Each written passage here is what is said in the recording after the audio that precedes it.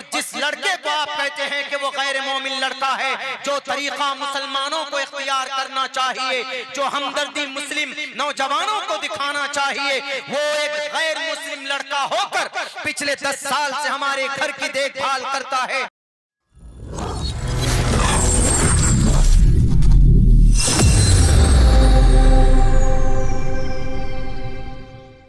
अभी जो भिवंडी मुंबई का मामला सामने आया, मैं उस वाक़े को आपके सामने रखना चाहता हूं, उसके बाद कंपैरेटिव में आऊंगा, क्योंकि वहां पर भी बहुत बड़ा खुलेआम ज़िना हो रहा। मेरे भाइयों, मेरे साथियों, 27 साल की एक बेटी भारत के अंदर माली एतबार से सबसे स्ट्रॉन्ग शहर मुंबई भिवंडी में वो शादी के लिए एप्लीकेशन डालती है। कोर्ट में उसका लॉयर कबूल करता है, शादी उनका दोनों की कानूनी एतबार से कोर्ट मैरिज करवा देता। 1 महीने तक प्रोसेस है ये, 1 महीने तक एप्लीकेशन कोर्ट मैरिज के बाहर लगी रहती है, ताकि अगर गार्जियन को कोई एतराज करना हो तो वो एतराज करें कि ये बच्ची हमारी गलत कदम उठा रही है, हम इनके माँ बाप हैं, हम एक्शन लेना चाहते हैं। 1 महीने तक किसी वकील ने देखा कि ये तो मुस्लिम बच्ची है, जय कुमार से हिंदू लड़के से कैसे शादी कर रही है बच्ची। तो उन्होंने क्या कहा कि पास के किसी तंजीम या किसी दानिश्वर को फोन किया कि आपके करीब की एक बच्ची है, उसका नाम फलां है, मुस्लिम है वो बच्ची, उस बच्ची ने किसी और गैर के साथ निकाह किया है, यहाँ पर कोर्ट मैरिज की है, आइए आप कोई कानूनी कार्रवाई कीजिए। आप लोग कहाँ सो रहे हैं, सिर्फ तकरीरें करते हैं आप लोग, सिर्फ जलसा कर रहे हैं, जमीनी सतह पर कुछ नहीं है, आकर देखिए। गए वो, जाकर देखा कि यकीनन एप्लीकेशन है। उस एड्रेस को लेकर उसके घर पे पहुंचते हैं।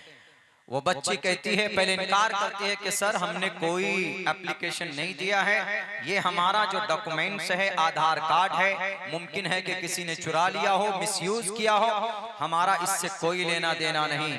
वो बच्ची शायद ये समझ रही थी कि हमको इस चक्कर में नहीं पड़ना है, कौन कोर्ट कचहरी और कौन इन तंजीम के चक्कर में पड़े। तो जब फोर्स किया गया, जब मजबूर किया गया, तो उस बच्ची ने कहा कि बैठिए हम आपको सुनाते, हम भी तो जिम्मेदार हैं ना। उन्होंने हमारी और आपकी हालतें बयान की।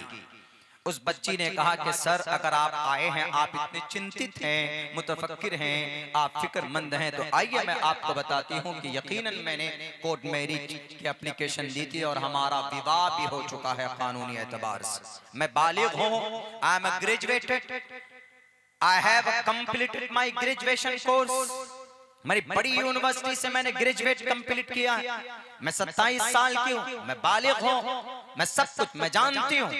उन्होंने कहा कि मुर्तद के बारे में भी तो जानते हो ना, इर्तिदाद का उसकी क्या सजा है मरने के बाद। उन्होंने कहा कि सर मैं वो भी जानती हूँ और मेरे इर्तिदाद की वजह क्या है वो भी मैं जानती हूँ, और आपकी क्या जिम्मेदारी थी वो भी जानती हूँ। उस बच्ची ने कहा कि बैठे, सबको बिठाया। उन्होंने कहा कि अब से 20 साल पहले my father has been died, मेरे अब्बा 20 साल पहले इस दुनिया से चले गए, उनका इंतकाल हो गया। कहा कि अच्छा फिर क्या हुआ। कहा कि मेरी माँ ने बर्तन मांज कर मेरी परवरिश की है, मुझे पढ़ाया लिखाया है, मेरी और भी एक बहन है, मेरे छोटे भाई हैं, उनकी परवरिश और मेरी पढ़ाई, हम सब भाई बहन को उनकी परवरिश में बड़ी मेहनत की, बड़ी मशक्कत की। तो कहा फिर कौन सी बड़ी बात। कहा कौन सी बड़ी बात है, अगर कोई पड़ोस में गरीब हो, सामने मालदार है, तो क्या जिम्मेदारी बनती है। आप तंजीम के मालिक हैं, आप कौम के लीडर माने जाते हैं, आप कौम के सदर हैं, आप सेक्रेटरी हैं, आप अध्यक्ष हैं, आप एमपी हैं, आप एमएलए। क्या जिम्मेदारी बनती। जिम्मेदारी ये बनती है कि अगर कोई गरीब है, मेरे अब्बा का इंतकाल हुआ, मेरी माँ ने कैसे मेहनत करके हम लोगों को पढ़ाया। कभी कभी ईद में तो हमारे पड़ोस के लोग खुशियां मनाते, कपड़े पहनते। हमारे पास मीठा खाने के लिए पैसा नहीं हुआ करता था।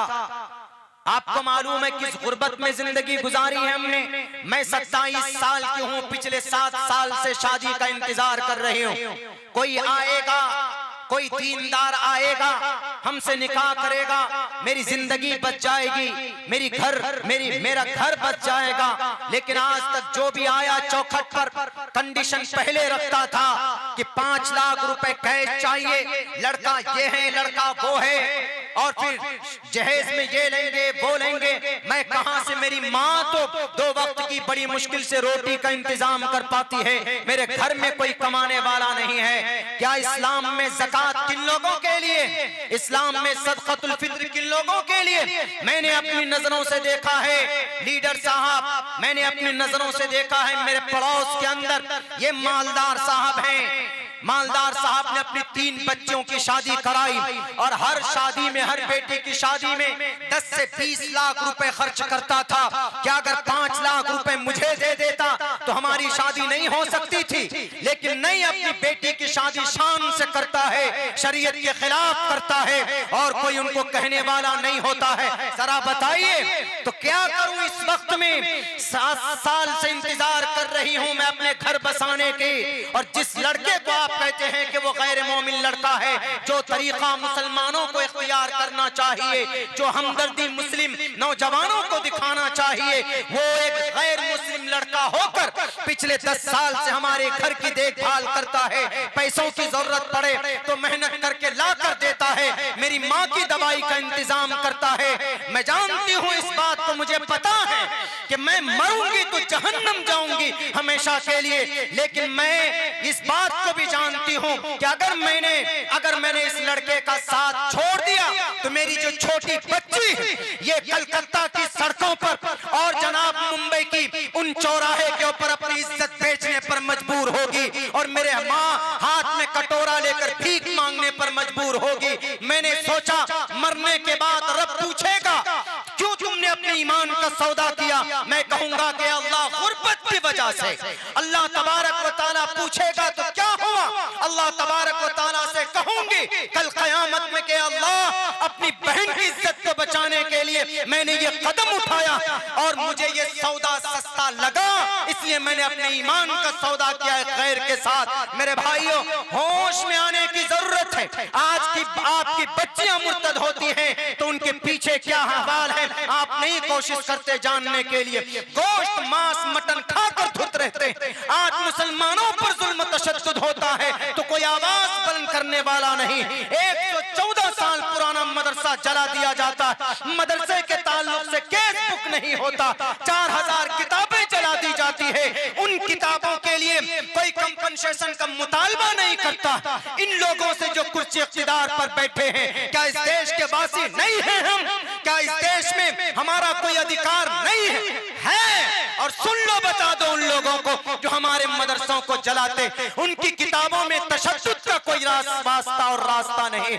जैसे धर्म के अंदर अपने मजहबी त्योहार को मनाना अपने अकीदे के एतबार से ठीक है, मनाओ, अच्छी बात है। रामचंद्र जी को खुश करना है, अच्छी बात है, करो, लेकिन मर्यादा पुरुषोत्तम के राम का मंत्र होना चाहिए। राम नवमी के मौके पर थाली के ऊपर जनाब चंदन की लकड़ी और तुलसी का पत्ता डालकर उस वक्त भजन होना चाहिए। तुलसीदास कहते हैं रामचरितमानस में कि राम नवमी पर श्री रामचंद्र जी को खुश करना चाहते हो तो उनके सुबह सवेरे उठकर उनके नाम के लिए उपवास रखो, व्रत रखो, जय श्री राम का नारा लगाकर किसी मदरसे को जलाकर तुम ईश्वर के करीब नहीं हो सकते। इसलिए कि ईश्वर साफ लफ्जों में कहता है मैं खुश होता हूँ मेरे नाम का वर्णन करने से, किसी की दुकान, किसी मदरसे को जलाने की वजह से मैं खुश नहीं होता। लेकिन जिम्मेदार कौन? वी आर रिस्पॉन्सिबल, हम जिम्मेदार हैं।